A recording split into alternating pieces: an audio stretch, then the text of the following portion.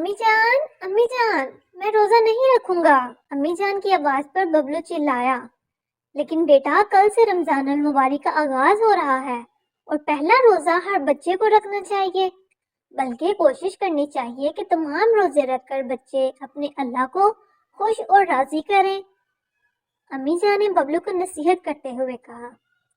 امی جان آج کل سخت گرمی کا موسم ہے، بچے تو کیا بڑے لوگ بھی روزہ رکھنے سے ہچکچاتے ہیں، اور میں تو صرف ابھی 10 سال کا ہوا ہوں۔ بیٹا 10 سال کی عمر میں ہر بچے کو فرض روزہ رکھنا چاہیے، کیونکہ یہ اللہ تعالیٰ کا حکم ہے۔ مگر امی جان مجھ میں اتنی ہمت نہیں ہے کہ میں رمضان المبارک کے پورے روزے رکھوں۔ امی نے ببلو کی اس بات پر ناراضگی کا اظہار کیا، لیکن پھر بھی پیار سے سمجھاتے ہوئے کہا،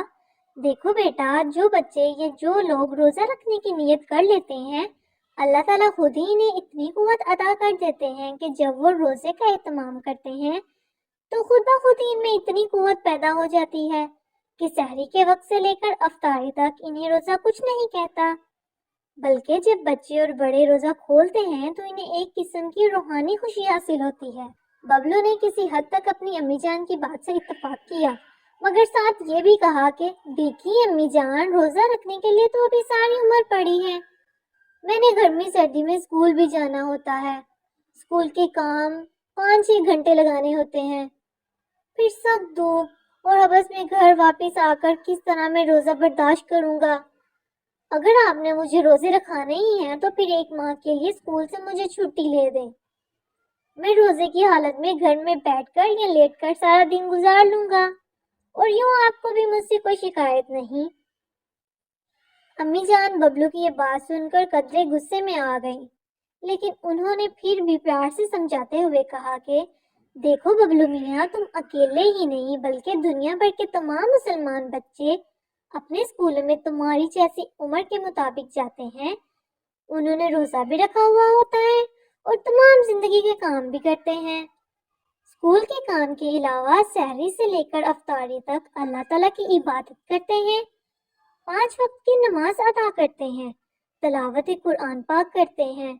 ساتھ گھریلو کام کاج میں بھی حصہ لیتے ہیں۔ اس کے باوجود وہ خوش و خرم اور تازہ دم رہتے ہیں،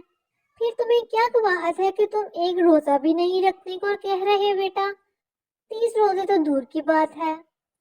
امی جان کی یہ سبق آموز باتیں سن کر ببلو کو شرمندہ ہو گیا، اور اس نے امی جان کی باہوں میں اپنی بائیں ڈالتے ہوئے قدرے خوشی سے کہا کہ دیکھیے امی جان، آپ کی روزہ کے متعلق باتیں میرے دل و دماغ میں اثر کر گئی ہیں، میں ان باتوں سے بہت متاثر ہوا ہوں۔ میں آپ سے وعدہ کرتا ہوں کہ کل پہلا روزہ رکھوں گا اور انشاءاللہ سارے روزے پورے کر کے اپنے اللہ، امی ابو اور بہن بھائیوں کو بھی خوش کروں گا۔ ببلو نے روزہ رکھنے کے ہاں کہہ کر سب گھر والوں کو لاجواب کر دیا۔